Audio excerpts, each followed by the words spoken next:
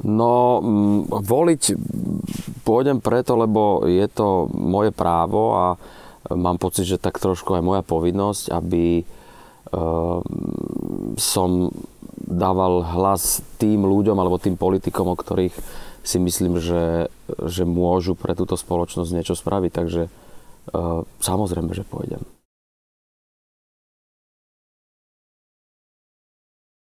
No, to je dobrá otázka. Môžem im veriť, ale môžem im veriť, snažím sa im veriť a teda vyberám si takých, ktorým verím. To je celé.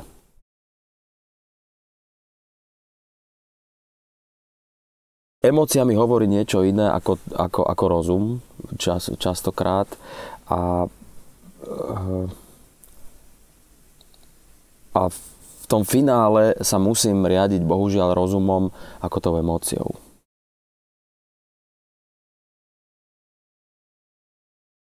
Ako sa bránim?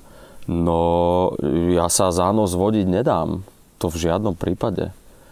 A keď vidím, že ma chce vodiť za ten nos, tak sa postavím na zadné a bojujem proti tomu.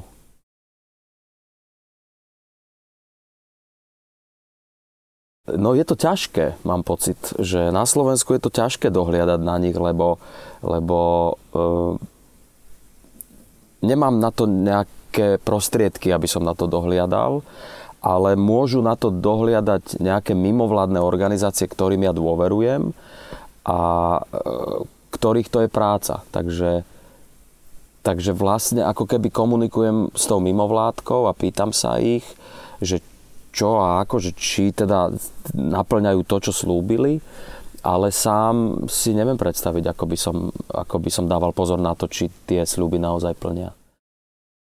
Pomôžte nám po voľbách pozerať politikom na prsty. Podporte projekt Demagog.sk a my za vás dohliadneme na to, ako nová vláda plní svoje sľuby.